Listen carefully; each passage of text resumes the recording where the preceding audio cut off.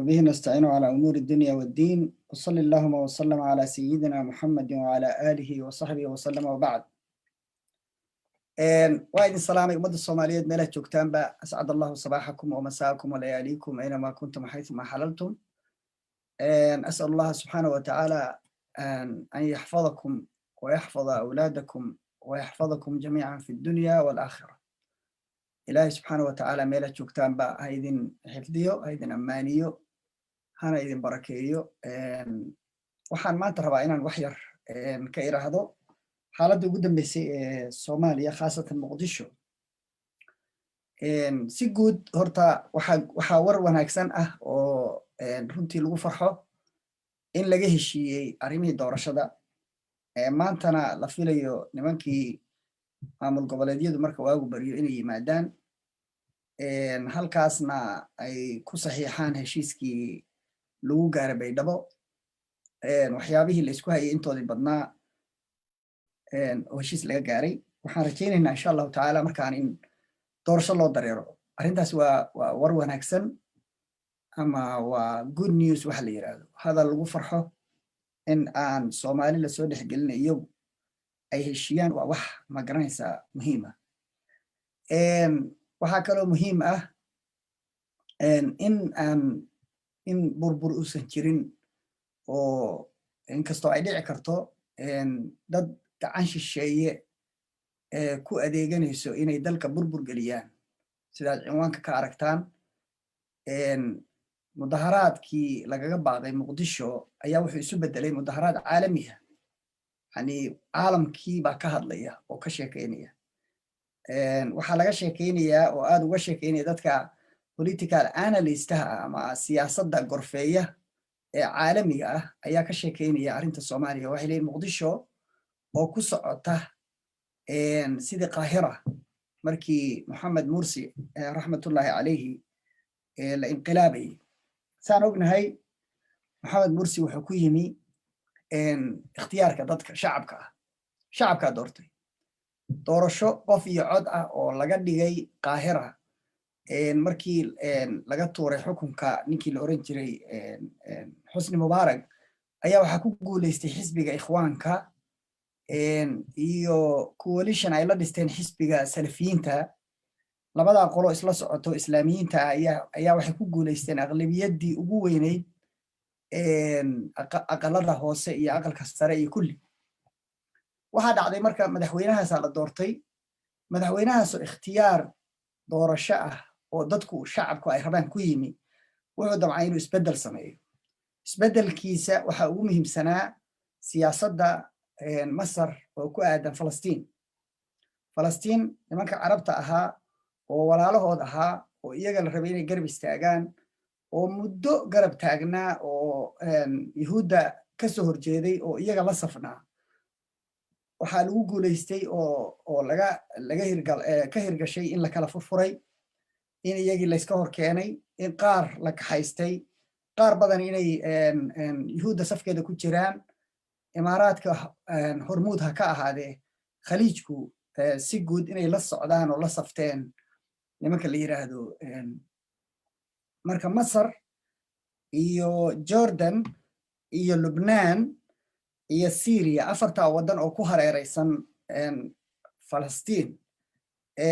inkastoo ay kala qadiyad yihiin oo nimanka la yiraahdo Lubnaan iyo Jordan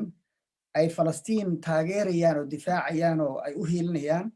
labada kale way ka soo horjeedeen. waxaa jira marka nafaqyaa jira ama underground tunnels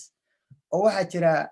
waddamadaasoo dhan gala oo tiro badan oo ay cuntada iyo daawada iyo ay soo marsadaan dadka reer Falastiin, khaasatan Gaza oo doorashadeeda ay ku guuleysatay Xamaas.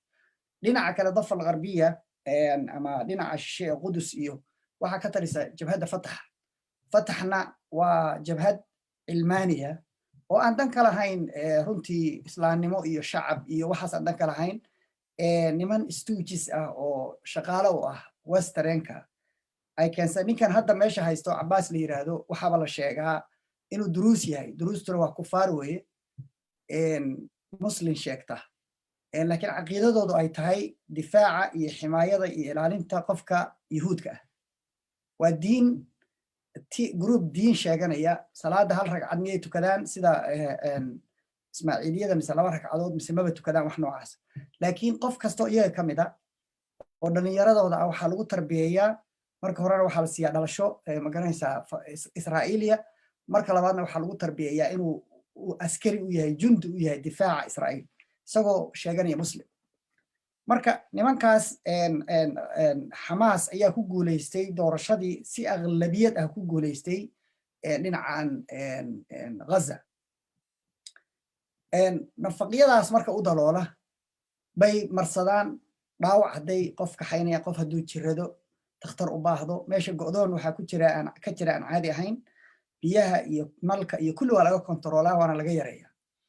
nafaqiyadaas marka maalin walba qaar bay ogaadaan Israa'iiliyiintu oo kansalaan oo ka xiraan waxa ku kalifay nafaqiyada wadamada dariska la ah baa xuduudoodii xirtay aan u ogolayn inay soo gudbaan Masar baa kamid ah Masar uma ogola dadka shacabka oo reer Falastiin inay si xorriyada borderka u maraan محمد مرسي رحمة الله عليه أرنتاسو ماشي كساري وحيري دادكو غير فلسطين حصار يقعدون أنا نو وجوها إنه يحدين عكلا كجلا أيام إسرائيليين تيجي منه مركب وحي كفرين بودر كي بكفرين دادكي واحد بلعبين إني سوق جلان وبحان إني وحسوق جتان إني وحسيق جتان إني داو عيدو دي جيستان إني داو سوقاتان إني دادكي تشرن أي داو صودونتان قاهرة ودادي بقى الله فري أرنتاسي واحد دي بكون نقطي سياسة إسرائيل waxa loo adeegsaday marka Sacuudiga iyo Imaaraadka meeshaan u socdo waa halkaas Sacuudiga iyo Imaaraadku waxay la dagaalameen Mohammed Mursi markii uu kursiga soo fariistay si toos ah u diray waxa sugan oo cad inuu Mohammed Mursi weydiistay Sacuudiga inay siiyaan lacag deyn ah oo 600 milyan mise 700 oo milyan lacag aad u yar inuu weydiistay deeq buu weydiistay waa u diideen wuxuu yiri lacag deynaysi oo hawla ku qabsan lahaa waa loo diiday waxaan ognahay markii la inqilaabay kadib oo askarigan meesha ay geysteen $11 billion baa Sacuudigu siiyay oo free ah 11 billion and 1 billion ka yar buuna isagu weydiistay oo deyn ah waliba oo loo diiday marka la dagaalanka noocaas ah oo lagu taageerayo Yuhuudda Gaza na lagaga soo horjeedo labada wadan baa hormuudka ama khaliijka si guud Qatar waa wadanka kaliya ee 60kii sano la soo dhaafay difaacaysay xuquuqda nimanka la yiraahdo Falastiin walina aan ka harin laakiin labada wadan iyo khaliijka intoodii kale oo iyaga raacay markii la kala jabay waxyaabihii ugu weynaa oo Qatar lagu ataagay oo lagu weeraray waxay ahayd safqatul qarni qadiyadii waa dhaweyd ay wadeen oo ahayd Qudus inay ka iibiyaan iyo maaragtay meeshaas oo dhan arlada barakaysan oo anbiyadu calayhimu salaam ay ku wada aasan tahay innagana inoo ah beydka saddexaad oo Makka iyo Madiina iyo Bayt al-Maqdis masaajidka saddexaad qibladii hore oo islaamkana ah muslimkuna uu degan yahay waxay go'aamiyeen reer khaliij in lagu wareejiyo Israa'iil markay Israa'iil u raratay caasimadda way taageereen waligood hoostay ka taageersanayeen waa dhaweyd waxay qabteen shir la yiraahdo safqatul qarni heshiiskii qarnigan ugu weynaa oo la galo oo dhul la iibinayo markaas waxay dhaheen waxaan ogolnahay Falastiin inaan ku wareejino kulligeed Yuhuudda oo aan ka gadno waxa diiday oo soo taagay oo arintaas kala jabiyay Jordan Amir Abdullah ayaa kala jabiyay oo arinta yani wuxuu ka istaagay mowqif aad u adag waxaana kalifay odayaasha iyo shuyuukhda iyo qowda degan meesha ayaan arinta ogolayn oo ah yani odayaal dhaqan leh oo ay ku adag tahay nimanka iyaga ah marka oo Imaaraadku hormuudka u yahay muslimiinta saan idin sheegay dadka muslimiinta liya Soomaalida muslimiinta kamid tahay cadawga koowaad oo ay leeyihiin waa Imaaraad cadow hadaa maqashaan ay leeyihiin oo Soomaali iyo muslim ba ay leeyihiin oo koowaad waa Imaaraad thumma waa Sacuudiga labada wiilo ciyaala suuqa ah oo Maxamed bin Salmaan iyo Maxamed bin Zayed haba kala darnaadeen Maxamed bin Salmaan kan waa iska babad isagu iska daba socda kaasa u yeeriyo wax laakiin ninka khariban oo khabiidka ah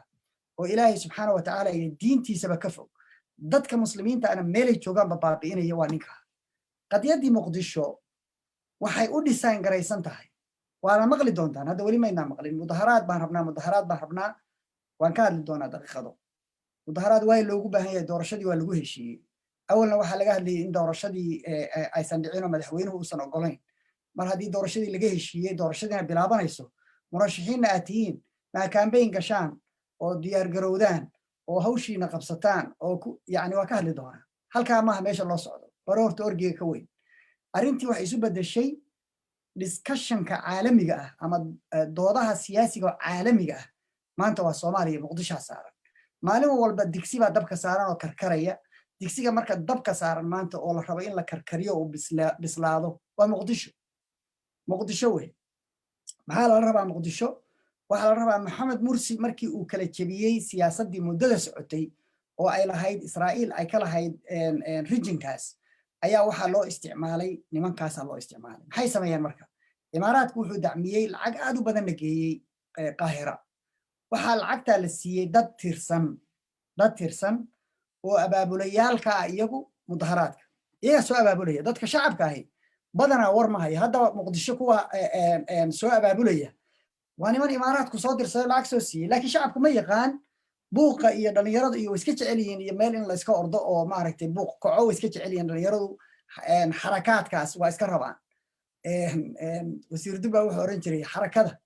yaan uga dan leeyahay marka shabaabku xarakaday uga dan leeyihiin dhalinyaradu laakiin niman kooxa oo dacmi iyo dhaqaale la soo siiyey ayaa waxaa loogu talagalay Muqdisho in loola dhaqmo sidii loola dhaqmay Qaahiro loola dhaqmay Qaahiro maxaa laga sameeyey marka dadkaas xoogaaga ah baa la dacmiyey waxaa la yidhi mudaharaadkii Rabiicul Carab oo Xusni Mubaarak riday mid la mida aan samayno oo aan ku ridno ninka la yiraahdo Mursi cilada labaad oo uu sababsaday waxay ahayd wuxuu yidhi dastuurka Masar waxaan ka dhigayaa kitaabka Ilaahay rabbi kitaabkiisaan ka dhigayaa dastuurka wuxuu marsiiyey bahal la yiraahdo referendumkii baa shacabka la dhex dhigay majority buu kusoo baxay kitaabkii in la qaato in Ilaahay kitaabkiisa lagu dhaqmo majority buu kusoo baxay si marka loola dagaalamo waxaa isugu tegey caalamkoo dhan baa isugu tegey laakiin waddada loo maray Maraykanka ugu badnaa dadkii la diriray ninkan hadda waddanka haystana waa nin CIA ah maqaan ka dhageysateen haddaad la socotaan oo siyaasadda raacraacdaan waa ogaan kartaan Mike Flint ninkii la xiri jiray oo security advisor-ka u ahaa Trump 22 cisho kadibna la xiray oo beenta u sheegay FBI-da oo Ruushka iyo intuu dhiilasha la galay Turkigana dhiilasha la galay sidaas Mueller investigation oo hadda uu exoneration-ka siiyey isagaa sii daayay oo cafiyey wuxuu siiyey Biden buu siiyey Trump ninka isaga ah oo ka sheekaynaya wuxuu ku jiraa media waad raadin kartaan wuxuu leeyahay aniga iyo ninka la yiraahdo Sisi isku si baa waxaa noo tababartay buu yiri CIA tababarkii ayna siiyeen oo aanu tababar khatar ah oo aanu wada qaadanay ninkaas wuxuu ahaa ninka ugu wanaagsan oo aanu ka tababaranay geyigaas carabta ninkaas buu ammaanayaa intaan weli meesha la geyn wey ninkaasu si khaldan oo accidentia Maxamed Mursi ugu magacaabay ciidamada maadaama uu ugu sarreeyay inuu isagu generaalkii noqdo meesha qabanayay kii joogay buu ka bedelay laakiin khaladkaas isaga uu galay baa looga faa'iideystay waxa la yidhi ninkeenii baa la saaray meeshii hadda aan ka faa'iideysano marka maxay sameeyeen lacag baa la diray dadkii dhalinyarada ahaa baa la kiciyey social media la geliyey sida hadda ay samaynayaan qolyaha hadlayo oo hadalkooda waxa ka maqasheen dawladii ma jirto hadalkooda waxa ka maqasheen oo dhagahooda dhagiina ku maqasheen waa bixinaynaa dawladdan bixinaynaa oo madaxweynahana iska bixinaynaa waxa ka maqasheen baskaani aakhiru u socday laga dago waad maqasheen warar badan oo noocaas oo ay faafinayaan waa exactly modelkii lagu riday Mursi dadkaasaa la kiciyey waxaa la yidhi annagu mudaharaadkii aan kicinay oo hore oo Rabiicul Carabka ahaa oo beerta xorriyadda aanu la istaagnay oo aan ku ridnay Xusni Mubaarak waxaan ugu talagalnay inaan xorowno oo xor ahaano maana ugu talagelin inaan islaami noqono sheeko noocaasaa la faafiyey dhalinyaro badan baa waxaa la yidhi xuquuqdiina la duudsiyey gacmaha laydin goynayaa balaayaa laydinku jirabayaa hara islaamkii baa waxaa looga dhigay geeso neef geesa leh oo kugu soo ordaya soo ma arkaysa baqdin baa gashay dhalinyaradii waa la galay suuqay galeen muddo markii ay suuqa galeen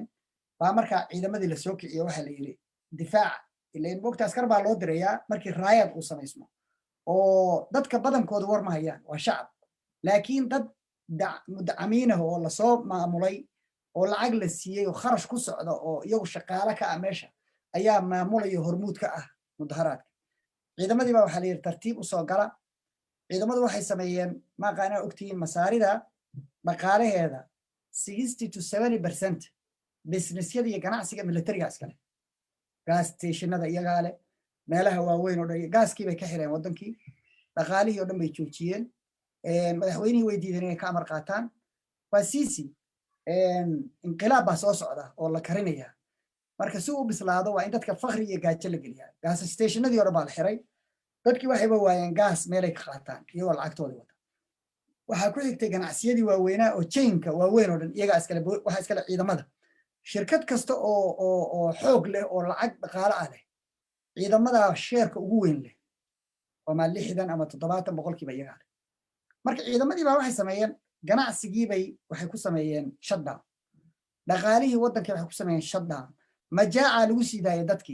dadku markay gaajoodaan oo ay shaqadii aadi kari waayaan nolol waayaan oo mushahar la waayo waxay bilaabayaan inay buuqaan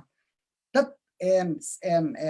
jawaasiis ahna waa lagu dhex daray mudaharaadkii baa waxaa loo bedelay mudaharaad gacanka hadala wuxuu isu bedelay buuq iyo qaylo iyo magarasa raayad dowladdii markii raayad la sameeyo dowlad kastoo caalamka ka jirta sidii aad arkayseen Washington markii raayad la sameeyo waa in askari soo gashaa waa inay askartu la dirirtaa dadkaas nabadgelyada duulaanku waa in lagaga saaraa meeshaas dagaal iyo xoog lagaga saaraa xooggaas markuu bilowday oo altercationku bilowdo rasaas baa dhacaysa dad baa dhimanaya dad markay dhintaan khalaas arrintu farahay ka baxaysa waddanku haddii uusan ka sinayn madaxdiisu ama mucaarad ha ahaadeen ama mu'ayid ha ahaadeen nabadgelyada ilaalinteeda sida maraykanku kale haddaysan solid ahayn way ridi karaan dowladda waxaa dhacday marka waabaad ogeydeen wixii dhacay maxamed mursi saasaa lagaga tuuray dowladdii ciidamadeedii waxay ku dhawaaqeen inqilaab inaysan madaxweynihii baa lasoo qabtay waa la xiray arresti baa lagu sameeyey kadibna waxaa lagu dhawaaqay in dalka la gaarsiin doono waxaa la geliyey dalkii magaranaysaa xaalad degdega markii la geliyey oo bandow lagu soo rogay oo magaaladii la kiliingareeyey oo gacanta lagu dhigay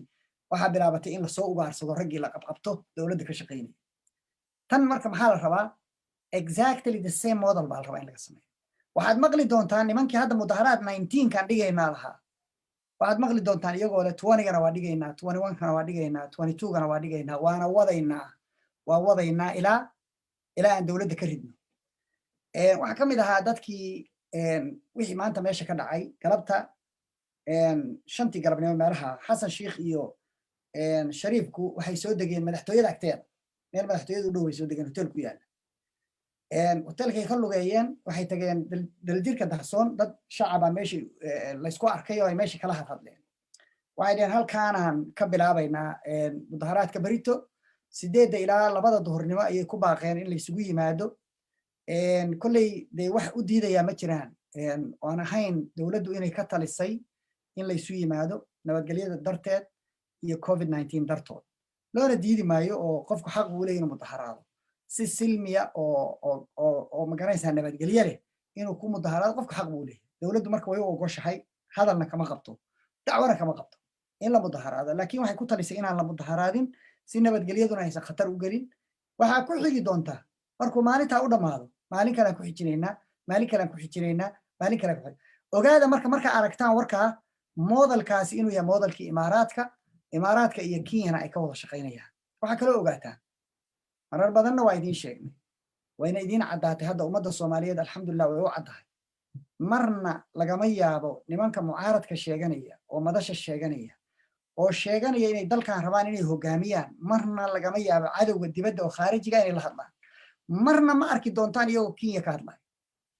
marna ma maqli doontaan iyagoo kenya arrinteeda soo qaaday bal nin wadaniya oo dalkan dan kale oo mustaqbalkiisa raalli ka ah oo ka aamusi lahaa miyaa jira dalkiisii oo lagu soo duulay oo dibadda lagaga soo duulay waa maya ma arki doontaan waxaan rabaa marka reer muqdisho inaan dib u xasuusiyo xusuusta sunday 1991 maalintii ay musiibadu ka dhacday muqdisho bal dib u xasuusta qofkii noolaayoo joogay dib u xasuuso waxaa xasuusataa oo dhegaysataa hadalkii nin la yidhahdo indha cadde taariikhdiisa oo dhan taariikh madow wey nin mooryaanu ahaa oo dadka ku laaya baraawe iyo marka iyo ninkii webiga biyihiisa dadka ka gadan jiray wey nin karaamo iyo sharaf ummadda soomaaliyeed ku dhexla maaha inuu ciidamadeenna ku dhex jirana waxay runtii tahay arrin ma'saa wey mar hore ahayd in laga takhalluso ninkaas iyo wax la midka ah nimankii warloorada ahaa dadka leyn jiray oo diin buu weliba isagu kusoo galay diin buu kusoo galay waa ninkii ina oran jiray jimcada waxaan ku tukanaynaa addis ababa oo maxkamadaha ku dhex jiray raggii fashiliyey maxkamadaha oo loo isticmaalay buu ahaa haddana maanta hadalkii uu caawa ka yiri taalada daljirka dahsoon dowlad ma jirto madaxweyne ma jiro ma garanaysaa waa dowladihii hore wey wasiirkii hore wey anigoo kale wey anaa wasiir hore ahaan jiray wasiir horena saasoo kale ula mid yihiin madaxweynuhu madaxweynihii hore wax dowladoo jiraa ma jiraan shacabka dalka iyo iskale yani hadallada noocaasi waa hadalladii ay ku dhaqmeen sundaydii 1991 dadkii dadka soo dagaalgeliyey oo soo kiciyey markii dambana arrintu farahooday ka baxday markii la waraystay raggii abaabulay arrintii ay USC ku qabsatay muqdisho markii la waraystay ujeeddadii ay ka lahaayeen iyo wixii waxay isu bedeleen way kala duwan tahay nimankaanu niman dan kale maaha hal nin carruurtiisii kama joogto waddanka hal nin xaasaskiisii ma joogaan kulligood xaasaskooda iyo carruurooda dibadday jiraan iyaguna waa niman xoog loo ama baabuur ha ku carareen ama diyaaradda ku dadka waa ka jaanisrooyihin inay baxsadaan haddii meeshu burburto laysku baabao aad bay ugu sahlan tahay waxaa kaloo jira hubkii doraad magaalada bannaankeeda laga qabtay xeebta laga qabtay soomaaliya kusoo socday muqdisho usoo socdeen oo dhinacaas ku aadan haradheere iyo halkaa laga qabtay oo ay maraykanku qabteen muqdishaa loo soo waday arrintan waxaa loogu talagalay in la sameeyo raayad hubaysan ciidamada in rasaas lagu bilaabo hal qof oo ka mid yahay hadduu xabad ku rida ciidamada waxay ku khasban yihiin inay isdifaacaan oo xabadda ay ka jawaabaan khalaas mar haddii laysu jawaabana sheekadaasi waa bilaabatay say u bilaabatay wey meelay kasoo noqonayso male marka sunday baa lasoo wadaa wixii dhacay oo kalaa rabaa in la soo celiyo laakiin su-aasha mar walba lays weydiinaya waxay tahay awa cuqaashi odayaashii maxaa ku dhacay odayaashii sooma ay oga wixii dhacay hadda waxaa jira waxa ay noqon karto haddii nimankan khayru mas-uulka ah la fiirsado sooma ay oga maxaa diiday odayaashu inay inta meesha yimaadaan dadka ay la hadlaan oo ay kala diraan oo yidhahdaan aada guryihiina ka kala taga meesha waxaan kula talinaya odayaasha cuqaasha imaamka iyo ragga magaranaysaa nabadoonnadii cuqaasha ka ah magaalada muqdisho in ay soo istaagaan meesha mudaharaadka inay mikrofoonka qabsadaan inay dadka kala diraan oo yidhahdaan guryihiina aada hana soo noqonina nimankan way soo celcelin doonaan haddii laga yeelo ma filayo horta dad badan inay soo baxayaan oo u imaanayaan laakiin kolley waxaa la sheegaya inay dad xataa kasoo daldalayaan qorshahoodu ay tahay inay caliyaalo iyo meel kasii fogba ay dad kasoo guraan shacaba qaarkood hubaysan oo ay meesha keenaan oo meesha iyagu ay provocation sameeyaan dowladda ayay provocation waxaa la yidhahdaa sanfarka gelin qofka marka sanka haddaa faraha ka gelgelisiy indhaha faraha ka gelisid wuu isdifaacaya oo kula daranaya marka dowladda waxaa la rabaa in la geliyo dagaal dhinaca dowladda waxaan kula talinayaa haba yaraatee xataa hadday xabada ridaan inaan loo jawaabin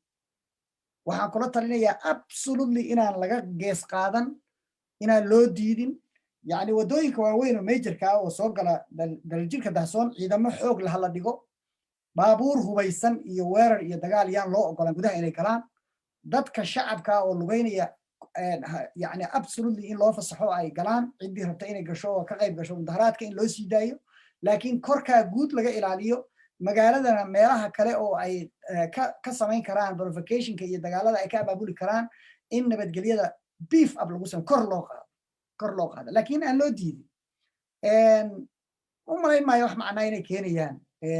dad badan inay u imaanayaan dadku waa reer muqdisho waa baraarugsan yihiin hurdadii waa ka kaceen nimankaana nin ay isku halayn karaan oo isleeyihiin ninkaana alla ilaahay markaan tijaabin kartaan oo aad wax u dirsan kartaan kuma jiro kulligood waa losers la yaqaan oo lasoo arkay niman lasoo wada arkay weeye oo wax macnale aan dadkii u kordhinayn marka nimaa taqaanid yaa tahay lama yidhaahdo bay soomaalidu ku mahmahdaa niman la yaqaan weeye muraqare mar baa la karshay loomana noqon mahmahdaas mahmahdii qarnigay noqoto cabdullaahi sheekh xasan ilaahay xifdiye warkiisii yani waxaa la yaab leh dadka reer muqdisho say u bisil yihiin mar kasta oo mikrofoonka lala dhex qaado mar kasta oo kaamarada lala dhex tago mar kasta oo idaacadaha maxalliga ay ka warbixiyaan waxaa magaranaysaa soo baxda say u bisil yihiin marka waa idinkala talinaya mudaharaadkan imaaraadku ay wadato looguna talagalay dalka in lagu burburiyo oo dowladdan ile xoog lagama saari karee laysku dayo in xoog looga saaro maadaama ay shaqayn weyday politically in laga saaro maogtahay laba option baa leedahay ninka in laga shar ayaga imaaraadka ballantooda waxa weeye farmaajo inuusan kusoo noqon ballantooda waa saas kenyana waad ka maqasheenoo si babliga u sheegtay waxyaabaha marka la isticmaalayo koowaad waxa weeye politically sida u muuqato sawirka u soo baxday nimankanoo dhan ay la qaylinayaan waxa weeye oo ay la fariisan layihiin politically kama qaadi karaa maxaa ku xiga marka by force in lagu saaro marka xoog in lagaga qaado maadaama politically aan laga qaadi karo ninkii uu popular yahay oo dadkii shacabka ahaa ay rabaan oo ay ama muqdisho ha joogaan ama meel kale ha joogaan ay madaxweynaha taageersan oo taageerayaal badan uu leeyahay inay isku dayaan inay si kale uga saaraan ilain maogtahay tii siyaasaddu shaqayn weyde oo xoog looga saaro hadday taasu shaqayn weydo marka hadday fashilanto waxaa dhici karta in laysku baaba'o oo dad badani ku leedo oo meeshaas ma garanaysaa dee nimankii iyaguna ciidan bay wataan oo xoog bay leedahay dowladdu xoog bay leedahay dowlad dhisan wey xoog leh weligeed dowlad ka xoog weyne ilaa dowladdii siyaad barre dowlad ka xoog weyne ma soo marin muqdisho dowlad dhisan oo ciidamo tababaran oo nimankii ruufka ku socday oo qoryaha watay oo hoteelada kaga soo degayay cirka kaga soo degayay nimankaasaa dalka jooga oo weliba yani aad u tababaran xoogna leh marka inay isku dayaan xoog optionka labaad oo ay leedahay imaaraadku maxay luusgaraynayaan waxba maxay saa u samaynayaan waxay rabaan inay ka takhallusaan soomaaliya oo soo noqonaysa cadow bay ku yihiin hubkii lasoo waday maalintii dhoweyd dadka analysistaha ah oo military professionalska ah waxay sheegeen hubkaanu inuusan absolutely ahayn hubabkii laga qaban jiray al-shabaab snipers iyo magaranaysaa qorigan la yiri ilaa dhowr qof baa la rabaa inay isla operate garayso 4,500 xabadood baa markiiba afkiisa ka baxda dad kalaa watay niman saraakiilahoo aan soomaaliba ahayn soomaalideenaan localka aan ahayn waxay yidhaahdeen waxaa loogu talagalay ama wata arrintan ka dambeeya qof nabadgelyada iyo horumarka muqdisho ka socda iyo soomaaliya developmentii ay ku jirto runtii ka xun oo aan raalli ka ahayn waa imaaraadka oo iska caddahay waa la ogaan doonaa arrintaasi waa qodob qodobka kale su-aasha isweydiinta le waxay tahay oo nimankan aad weydiin lahaydeen la rabana in miidiyuhu weydiiyo oo doorashadii waa lagu heshiiyey murashaxiin baana tihiin buuqiinuna wuxuu ku salaysnaa doorashada why now marka buuqa maxaa weli u wadaan ma doorashada aadaan su-aasha hala weydiiyo mid kastoo iyaga ka mid ah hala weydiiyo doorashadii way dhacaysaa xilliga magaranaysaa lagu heshiiyey haddeer oo berri lagu saxiixo muqdisho ayaana dhacaysaa waay aad dadka u kicinaysaan oo nabadgelyada khatar u gelinaysaan waay caafimaadka ah riski u gelinaysaan hala weydiiyo in la mudaharaado waa bannaan tahay waana la ogol yahay qofku inuu muujiyo shucuurkiisa in loo diidana sax maaha laakiin waayaa ugu baahan tahay maxaa ugu baahan tahay haddii lagu ogol yahay inaad doorasho geshid maad santuuqa kaga adkaatid qofka aad la tartamaysid santuuqaas maa ku dhifiid garaysid su-aashaasna waa su-aasha labaad u baahan laba qodob oo kalean ku darayaa oo muhiima oo aan rabo dowladda iyo dadka shacabka soomaaliyeedba inay indhaha ku hayaan waxaa la sheegayaa oo siyaasiyiinta caalamiga ay sheegayaan soomaaliya si imaaraadku uga takhalluso nidaamka iyo systemka law and orderka waxa ay qorsheynayaan inay lacag ku soo harqiyaan magaalada lacagtu dhowr meelood bay soo maraysaa maamul goboleedyadu albaab weeye lacagtu ka soo geli karto weliba kuwa hadda mucaaradka ah albaab weeye ay ka soo geli karto isha in lagu hayo oo lacagaha halkaa ka imaanaya la ogaado la kontarolo isha lagu hayo qodobka labaad oo la sheegay inay ka shaqaynayso waxa weeye inay rabaan inay furaan bangi ay leedahay masar bangi inay ka furato muqdisho branchi dowladda hoos tago sisi uu maamulo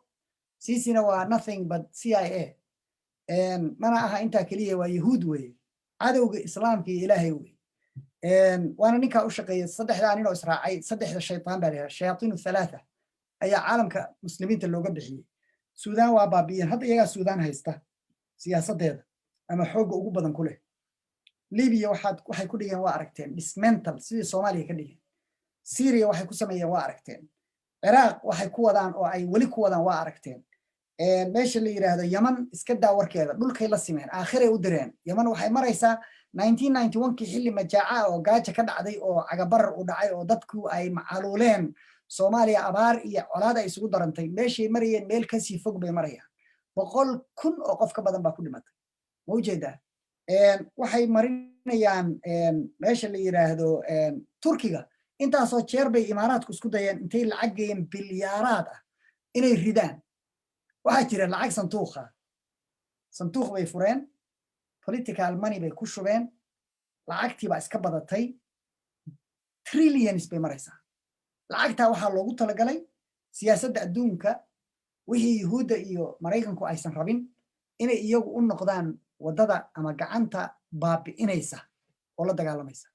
basically muslimka waxaa loo hayrgareeyey Mohammed bin Zayed inuu baaba'asho wadamada muslimiinta oo dhulka ka hoos mariyo aysan soo kaban ma Pakistan ba ma Malaysia ma Turkiya ba yani si joogta ah baa weerarku ugu socdaa laakiin wadamadaasi waxay kaga fiican yihiin kuwa ay ka adkaadeen oo Afrikaanka ah waxay kaga fiican yihiin oo Masar iyo Liibiya iyo Tunisia aad bay isugu dayeen Ilaahay waa ka badbaadiyay Tunisia laakiin wali waa wadaan Chad Sudan magaranaysa Maghrib wadamada muslimiinta ah wadan ka badbaaday lacagta imaaraadku ay meesha ku shubeen iyo dagaalka ay ku hayaan dalalka muslimiinta ah maba jiraba Soomaaliya marka waxay kaga hadda 4 sano ugu dambeysay weerar iyo weerar celis bay dawladdu banaankii ka marisay hangool faraarala la iskaga qabtay banaanka la dhigay waxay rabaan marka daaqad inay ka soo galaan qodobkaas marka bangiga inay furtaan masaaridu dawladda waxaan ugu baaqaynaa inay absolutely iska ilaaliso inaan loo furin bangi haddii la furana uu noqdo bangi branchiga ma garanaysaa dawladda central bankigu ay review iyo si joogta isha ugu hayso oo businessyada iyo ganacsiyada ay gelayaan la daba galo oo lacagta si khiyaano ah ay u gudbin karaan oo sidii hadda uu Trump sameynayay waxaa la sameynayaa Trump waxaa la sameeyey ruushku lacag bay ku soo shubeen wadanka see ugu soo shubeen nin milyaneer ah imaanayo lacag wata building buu ka gadanayaa ama Trump ama qof Trump la xiriira buildingka 100 milyan baa qiimihiisu yahay 400 milyan baa laga siisanayaa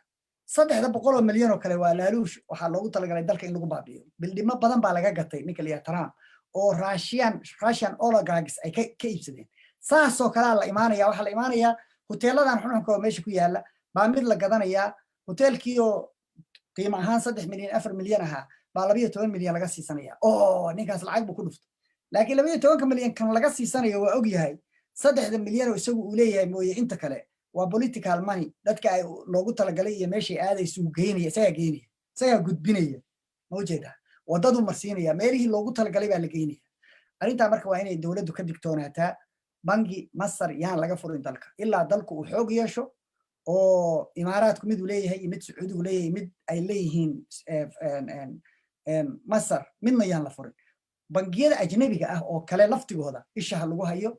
oo hala ilaaliyo oo wadanka yaan lacag la soo garin dalka baabi'iso oo dalka lagu baabi'iyo waxyaabaha ugu muhiimsan oo ay isticmaalayaan bay ka mid tahay maamul goboleedyada iyo faragelinta ay ka wadaan waxaan ogahay oo maqlay inay ballan qaadeen Puntland inay imaaraadku u tareengareeyaan siiyaan una qalabeeyaan mushaharkoodana bixiyaan 15,000 oo askari 15,000 oo askari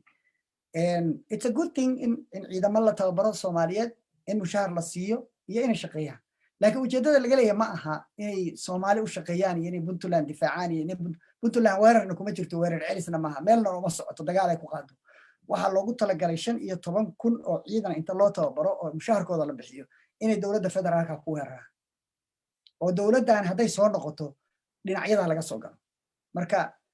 Somaliland Puntland iyo Jubbaland baa laga soo galaya saddexdaas albaab ayaa furan oo Soomaaliya laga soo weerari doonaa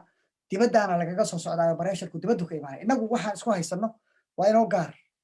xukunkaan isku haysanaa kursigaan isku haysanaa laakiin waxaan ka midaysanahay meesha wadanku aadayo ah horumar Soomaaliya inay aado arinta marka in isha lagu hayo oo loo feejignaada loo baahan shacabka waxaan leeyahay waliba reer Muqdisho warnimayo feejignaada oo odayaashii waxaan leeyahay martiha ka ahaanina hadaawanina daawadayaal kama noqon kartaan dalkiini oo baaba'aya dadkiinu inay qaxaan oo ay hadeer magaaladii Muqdisho intaasoo sano soo dhismaysay ay zero ka soo bilowdo Sunday ay ku noqoto Sunday 1991 wixii ka dhacay ay dib ugu laabato cashar inaynu ka baranay ahay taariikhda waxaa laga bartaa cashar wixii waagii dhacay wax la mid ayay kugu dhicin waxaa magaranaysaa waxaa jira progress koboc dhaqaalaha jira dadkii waa shaqaysanaya mushahar baa la qaadanaya dowlad waxbaa la baranaya iskuullaha la aadaa nolol caadiya oo normal oo lagu noolaan karo dadku waa ganacsanaya suuqa la fadhiyaa waxbay faa'iidayaan waxbay khasaarayaan yacni dhaqdhaqaaq iyo xarakaad rasmiya socda waxaas in la buunbuuniyo oo la ilaaliyo oo nabadgelyadeeda la sugo ayay u baahan tahay odayaashu waxay ka ciyaari karaan vital role waxay imaan karaan dadkay la hadli karaan waxay oran karaan raalli kama ahin in magaalada la burburiyo nabadgelyada magaaladana cidna ka yeelmayna inay baabi'iso saasay oran karaan marka odayaasha waxaan kula talinayaa inay maaragtay hore u soo boodaan oo ay soo galaan shaqada ay soo galaan ay qaybtooda ka qaataan ilaalinta dalka iyo nabadgelyadiisa iyo difaaca magaalada iyo nabadgelyada dadka shacabka ah inaysan marti ka ahaan nimankan magaranaysa aad u jeedaan in dhacda dowladda ninka la yiraahdo dowladda hadda jirta ma jirto oo dowlad dhacday weeye hadalkaa wuu karaa laakiin in dhacda ha yiraahdo Kenya dalkaygay kusoo duushay wax hadalku yiri waxa kamid ahaa dhiig badan baan u daadisay waa runtaa dhiig badan baad Soomaaliya u daadisay laakiin Soomaaliyaad ka daadisay dhiig adigu dhiig aa leedahay ummadaad dhiiggeedii daadisay dad baa ku laysay mujrim qaatilah baa tahay inaad kula jirtay ahayd ragga isku ragga ahaydeen xabsiyada inaad kula jirtay ahayd in ama lagu toogto ama magaranaysa aad xirnaatay ahayd maanta inaad hadasho oo waliba nabadgelyo darro kale ku baaqdo wiinow inaad ka shaqaysatid oo ku nooshahay dhiigga ummadda Soomaaliyeed aadna ku baashaali lahayd laakiin waxaan kuu sheegayaa adiga iyo dadka kula midka ah taariikhdiinu mar dhow waa gabaabsi dowlad xoog leh Soomaaliya ka dhalan doonta waxa imaan doona law and order sharciga sarreyn doona dadka la maxkamadayn doona ugu horeeya baad ka mid tahay adiga iyo nimanka hadda qaska wado dhan oo qaswadayaasha qaran dumiska waa la idin yaqaan ummaduna waa idin jeeda waana la idin ka warhayn doona insha Allah ta'ala waxyaabaha aadka ii dhibay ka mid tahay nin wadaad ahaa ama wadaad soo maray ama wadaad hadeer wali ah inuu siyaasadda Soomaaliya uu negative ku yahay oo dhib ku yahay oo يعني waxaa yaacayo dhan wadaado kulligood waa wadaado way waragi kutubta loo akhriyay masaajidada fadhiyay loo sheegay fidno inaan la kicin inaan dhiiga ummadda la daadin inaan xaaraan la horseedin inaan balaayo meel daran aan rizqo ka gelin dadka dhiigiisa marka irsaaqadaadu ay gasho waa nasiib daro irsaaqadaadu markay dadka dhiigooda gasho oo inaad dad layso oo dagaal dhaco aad ka noolaato oo adiga nafacaagu uu ka soo baxo musiiba inay dhacdo is nasiib daro oo qofkaas waa qof aakhiro aan lahayn qofka waxa ku garanaysaa qof aan aakhiro lahayn adduunkiisiba meel xille galay oo meel khariban galay oo meel daran galay nabiga sallallahu alayhi wasallam wuxuu yiri inna ruuha al-qudus nafatha fi raw'i anna an-nafsa lan tamuta hatta tastakmila rizqaha ala fattaqullaha wa ajmalu fi at-talab jibriil baa wuxuu ii sheegay oo igu celceliyo hoos igu sheegay in aan nafina dhimanayn adduunka ilaa ay rizqeedii dhamaysato markaasuu wuxuu yiri ala fattaqullaha wa ajmalu fi at-talab war inta ilaahay ka xishootaan meesha ka raadinaysaan rizqa laaluush iyo tuugo iyo dhiig iyo xaaraan iyo boob iyo dhac inaad garanaysaa biliqo ay noqoto noloshaadu nasiib darro weeye kolley intaasaa ku soo gelay rizqigaaga waa la qoray horay baa loo qoray intii un baa ku soo geli lahayd marka intaasaan ka oranaya qodobka ugu dambeeya waa miidiyaha Soomaalida waa in la kontrolaa ma aha in loo diido inay hadlaan miidiya waa in xor ahaadaan absolutely kuwa xirxiran oo ku xirxiran maamul goboleedyada afka ay qabteen oo aan loo ogolayn inay ka hadlaan arrimaha maamul goboleedyada waa in laga xoreeyaa dadku waa inay hadli karaan laakiin dacmigooda waa in la ilaaliyaa cidda dhaqaalaha ku bixisa waa in la ilaaliyaa miidiya wuxuu ka mid yahay rasaasta ugu waaweyn oo imaaraadku isticmaalo rasaasta ugu waaweyn oo ajaanibtu isticmaasho oo loogu talagalo dal in marka la burburinayo fake news iyo dacaayad wixii ka dhacay Mareykanka oo kale inay ka dhacaan marka la rabo in laga shaqeeyo media la samaystaa marka mediaasna in aad loo kontrolo oo dawladuna ay kontrolsho dadka shacabkaayna uu ogaado waxa meesha ka socda iyo meesha wax ka imaanayaan iyo shirkadan wararka tabinaysa cidda dhaqaalaha siisa iyo cidda taakulaysa inay ogaadaan absolutely waa very important waxa la rabaa in controlkaas mediaha macnaheedu maaha media in la caburiyo absolutely anigu waa ka soo horjeedaa media in la caburiyo mana ogoli raalina kama ahi media waxaan rabaa inuu xor ahaado oo sheego waxa jira si looga nabad galo dowladdu haddii ay dadka dhibaato u geysanayso waa inuu media hadlaa dowladdu hadday dhib geysanayso media hal rabaa inuu hadlo laakiin media waxaan ka rabnaa responsibility iyaguna inaysan irsaaqada ka raadin meel xaaraana iyo shacabkooda wax baabi'inaya ee ay ka raadiyaan irsaaqada si xalaala oo si nadiif ay u ganacsadaan waxa kaloo aan ku talinayaa in la furo foundations taakuleeye iyo taageero siiya dhalinyarada media ku jirta shacabku laftigoodu ha dacmiyeen oo dhaqaale ha siiyeen oo xayeysiis ha ka samaysteen oo magaranaysa ha loo furo GoFundMe ciddii aan lacag haysan oo media ku jirta ha la taakuleeyo si aysan ugu baahan in dibadda magaranaysa laga maamulo oo inta lacag dibadda lagaga soo shubo markaa warar loo soo dhiibo oo talking pointska iyagu ay faafiyaan oo iyagu ay dowladdoodii burburkeeda ka shaqeeyaan oo dadkoodii ay been iyo magaranaysa warar aan sax ahayn ay ku wareeriyaan arrimahaasna laga ilaaliyo almuhim waxaan kusoo duuduubayaa dibaddaa layna kaga soo weeraray arrinteenii way ka baxday muqdisho iyo madasha waxay maraysaa caalamka siyaasiyiinta ugu waaweyn ee muslimiinta ah inay falanqaynayaan arrinta Soomaaliya inay leeyihiin Soomaaliya digsigii dabka saarnaa maanta oo imaaraadka iyo sacuudiga iyo Sisi ay ku daarayeen dabka digsiga ay ku afuufayaan oo ku babinayaan waa muqdisho iyo Soomaaliya oo laga soo galay group la yiraahdo madasha iyo dhowr maamul goboleed oo la dacminayo si joogto ah lacag loo siinayo gruubyadaas iyaga ah lacag ka imaanaysa oo lacagtu ay xataa soo marayso mudaharaadkan wuxuu ka qaalisanaan doonaa kuwii hore waad ogaan doontaan dhex gala oo telefoonada haydiin furnaadeen duuba waxaad arki doontaan $5 iyo $10 iyo laysu tiiray duuba live geliya iyagoo samaynaya cidda ka shaqaynaysa expose gareeya waxaan arkaya wiil